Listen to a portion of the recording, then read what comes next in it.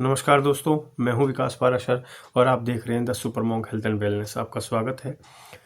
आज हम बात करेंगे एक नए टॉपिक के लिए, लेकिन उससे पहले थोड़ा सा डिस्कशन करते हैं। जो पिछली वीडियो बनाई थी उसमें एक शॉर्ट वीडियो थी जिसमें कि मैंने डीप ब्रीथ के बारे में बताया था कि डीप ब्रीथ से और कितने डीप ब्रीथ करने चाहिए और जिसके करने से आपको एंजाइटी या किसी तरह का जो घबराहट होती है वो आप उससे रिलीफ कर सकते हैं, और 5 डीप ब्रीथ में ही कैसे रिलीफ कर सकते हैं।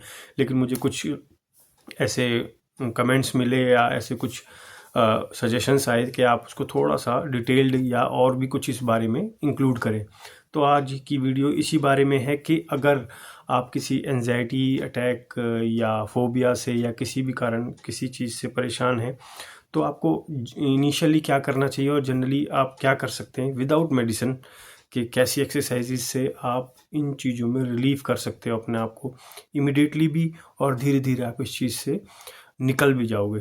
तो आज हम शुरू करेंगे कि जैसे कि एक फोबिया शुरू करते हैं हम। जब आप फोबिया में हैं, मान लीजिए जनरली एक फोबिया है कि जैसे फोबिया मैंने एक फोबिया की वीडियो में मैंने डिस्कशन किया था कि फोबिया बहुत तरह का होता है, कि किसी को ऊंचाई से डर लगता है, किसी को हवा से डर लगता है, किसी को हवाई जहाज़ से डर लगता है, किसी को पानी में डर लगता है, किसी को बंद कमरे में डर लगता है, किसी को किसी जानवर से फोबिया होता है।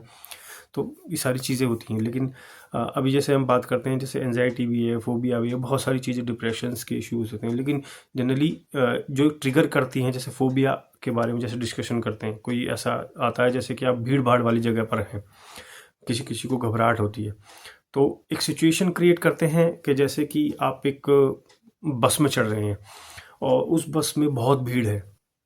तो हमारे साथ एक सिचुएशन क्रिएट होती है कि हम उस टाइम हमें पता नहीं होता है कि हमारे साथ क्या होगा।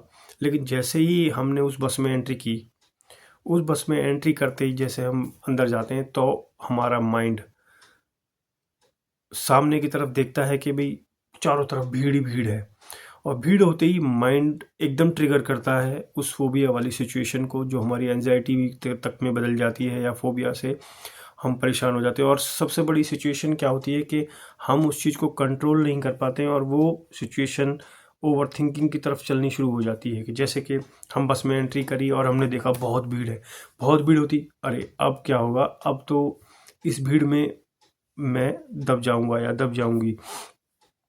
और सबसे पहले ये सोचने के बाद हम सोचते हैं कि अगर ऐसा हुआ और मान लो इस बस में सब भिज गई या दरवाज़ा बंद हो गया तो दब गए, तो कैसे निकल पाएंगे। उसके दरवाज़ों की तरफ नज़र जाएगी, उसके दरवाजे कैसे हैं, खिड़कियां बंद हैं या खुली हैं, या खिड़कियों से निकलने का रास्ता है या नहीं है। इन सारी सिचुएशन की तरफ चलने शुरू हो जाएंगे। और जैसे जैसे हम इसमें ओवर थिंकिंग या डीप थिंकिंग करनी शुरू करेंगे, उसी सिचुएशन में हमारा ब्रेन ट्रिगर करेगा कि हम इस टाइम उस सिचुएशन में, उस फोबिया में, उस एंजाइटी में या उस परेशानी में हैं। मैंने जैसे अभी फोबिया का एक सिचुएशन क्रिएट की, तो हमें घबराहट आनी शुरू हो जाए, क्योंकि ब्रेन ने सिग्नल दे दिया है कि आपको कुछ ना कुछ इशू है। और ब्रेन से ही सिग्नल पाते ही हमारी घबराहट, मतलब हमारी रेस्पिरेटरी फंक्शन ट्रिगर होगा, सांसें तेज चलनी शुरू हो जाएंगी, दिल की धड़कन जो है तेज धड़कनी शुरू हो जाएगी, और हम सांस तेज तेज घबराने शुरू कर देंगे, दिल की धड़कन तेज हो जाएगी, लगेगा इधर उधर देखना शुरू कर देंगे, और वो पैनिक सिचुएशन क्रिएट होनी शुरू हो जाएगी। अब इस तरह की सिचुएशन ये एंजाइटी में भी आ सकती है, फोबिया में भी आ सकती है, या और किसी में भी। तो इसमें हमें करना क्या होता है कि सबसे पहले, जैसे कि मैंने बताया था पहली वाली शॉर्ट वीडियो में, कि हमें सबसे पहले डीप ब्रीथिंग करनी है। आपको सिचुएशन की तरफ से सबसे बड़ी चीज़ होती है कि माइंड को डाइवर्ट करना। लेकिन माइंड डाइवर्ट करना मैंने कहा, लेकिन इतना आसान नहीं होता उस सिचुएशन में, जब आप, और पता नहीं है आप कितनी पुरानी इस सिचुएशन में लग चुके हो। क्योंकि कुछ लोग नए नए लोगों को इशू आता है, कुछ लोगों को बहुत पुराने टाइम से ये दिक्कत होती है। डिपेंड करता है किस सिचुएशन में हैं आप और कितने टाइम पुरानी सी है। तो लेकिन फिर भी आप ट्राई करेंगे तो आप पुरानी सिचुएशन में हैं या नई सिचुएशन में हैं या कितना टाइम हो गया है, वहाँ आप निकल सकते हैं। तो आपको करना यह है कि सिचुएशन होते ही आपको आइज़ क्लोज करनी है, डीप ब्रीथिंग करनी है। मैंने आपको बताया, एक पूरी गहरी सांस लें, पूरी सांस छोड़ दें। ये डीप ब्रीथिंग जो है आपके सांसों को स्टेबलाइज करेगी, आपको नियंत्रित करेगी, सांसों को स्टेबलाइज होती है उस टाइम ब्रेन की ऑक्सीजन कम हो रही होती है। तो जैसे आप डीप ब्रीथिंग लेंगे ब्रेन की ऑक्सीजन लेवल बढ़ेगा, जिससे कि घबराहट कम होगी, दिल की धड़कन, सांसों की गति वो स्टेबलाइज हो जाएगी, आपकी वो नियंत्रण में आएगी।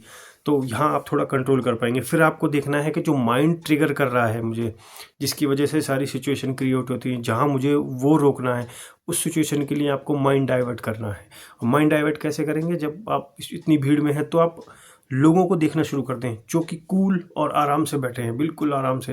मतलब आप भी अंदर चले हो, भीड़ भी है, लेकिन बहुत लोग भीड़ में भी आराम से उन्होंने कुछ पकड़ा हुआ है और वो आराम से खड़े हैं। कोई फ़ोन देख रहा है, कोई कुछ कर रहा है, कुछ लोग आराम से बैठे हैं। इवन बच्चे, लेडीज़ वगैरह वो सब बैठी हुई हैं। या आप मेल हैं तो फीमेल्स भी देखेंगे आप, यार आप तो मेल हैं और देखना फीमेल्स तुमसे आराम से बैठी, तो आप वहाँ कंपैरिजन शुरू कर देंगे और उन लोगों को देख के आपको कॉन्फिडेंस आएगा कि यार मुझे क्यों इशू हो रहा है, इनको तो कुछ नहीं हो रहा, तो मुझे भी स्ट्रांग बनना चाहिए। तो यहाँ फिर उसके बाद आप अपना ध्यान डाइवर्ट करेंगे कि भाई आप अपने ध्यान को ऑफिस में ले जाएंगे या घर पे ले जाएंगे, कहीं और ले जाएंगे, या किसी काम के लिए, यार मुझे वहाँ जाना था, उस काम से ऑफिस में जाना था, यार वो काम हुआ नहीं।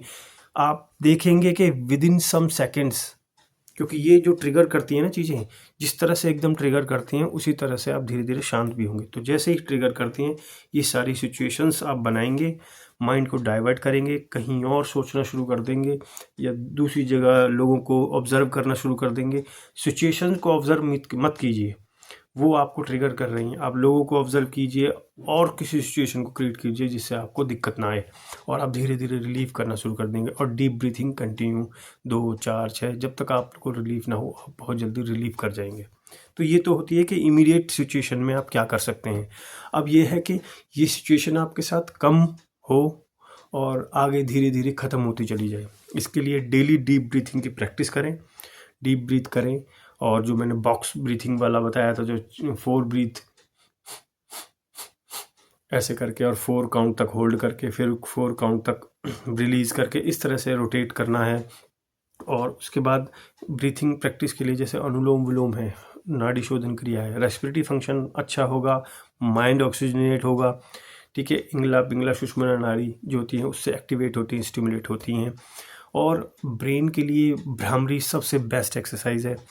जो ब्रेन, चाहे आपको किसी तरह का कोई इशू है या आपको माइग्रेन का इशू है या किसी तरह की और प्रॉब्लम है, तो भ्रामरी जो एक्सरसाइज है या आप कहें कि भ्रामरी जो प्राणायाम है वो बहुत ही बेस्ट है।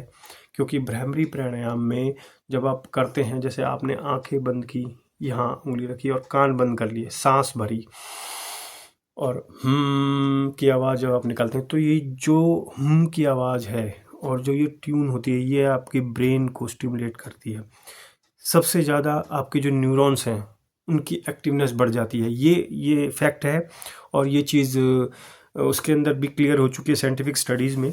जो मैंने एक स्टडी पढ़ रहा था मैं, तो उसमें जो भ्रामरी जो प्राणायाम है उसके अंदर अगर आप करते हैं तो जो की आवाज़ है और आप मुंह बंद करके की आवाज़ निकालते हैं नाक से और कान बंद होते हैं, उस टाइम आपकी जो ये ट्यून है और जो ये आवाज़ है ये सराउंड आपके अंदर ही अंदर घूमती है, ब्रेन में घूमती है और ये ब्रेन को वाइब्रेट करती है, न्यूरॉन्स को वाइब्रेट करती है, आपकी सीएनएस को वाइब्रेट करती है, आपकी जो नर्व्स हैं उनको वाइब्रेट करती है और स्टिमुलेट करती है, और जो आपके ब्रेन को बहुत ज़्यादा एनर्जाइज करती है। चीज़ों को आपको अच्छा सोचने के लिए, फ्रंटल लोब के लिए या एमिगडाला के लिए, इनके लिए सबके लिए बेस्ट एक्सरसाइज है भ्रामरी।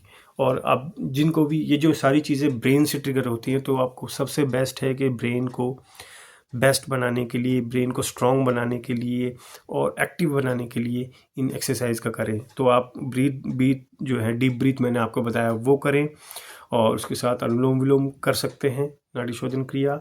उसके बाद आप भ्रामरी कर सकते हैं, ठीक है, भ्रामरी क्रिया करें और धीरे धीरे आप देखेंगे आपके अंदर बदलाव आने शुरू हो जाएंगे। उसके बाद आपको कुछ नहीं करना, सिर्फ 5 ओम की ध्वनि, गहरी सांस लेंगे,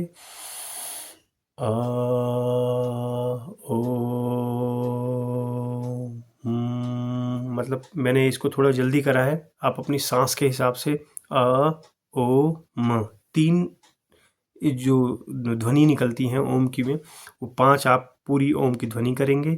उसके बाद बिल्कुल कूल बैठेंगे, मेडिटेशन की तरफ जाएंगे और अपनी सांसों पर ध्यान केंद्रित करेंगे। सांस का आना जाना वो आप स्टेबल करेंगे कि भाई हाँ मेरी सांस आ रही है जा रही है, वो चीज़ कंसंट्रेट करेंगे, जिससे आपकी जो है कंसंट्रेशन एकाग्रता बढ़ती है। तो वो चीज़ आप करें। आप धीरे धीरे देखेंगे कि आपके अंदर, आपकी बॉडी में, आपके ब्रेन में बदलाव आना शुरू हो जाएगा, आपके बिहेवियर में बदलाव आना शुरू हो जाएगा। और इन चीज़ों को टैकल करने के लिए आप अपने आप को बहुत स्ट्रॉन्ग मानना शुरू कर देंगे। तो आगे इस वीडियो में इस बहुत ज़्यादा डिटेल्स और हम बात नहीं कर सकते हैं। तो आगे और भी अच्छी वीडियोस के लिए जुड़े रहिए मेरे साथ। फिर मिलते हैं, तब तक के लिए नमस्कार।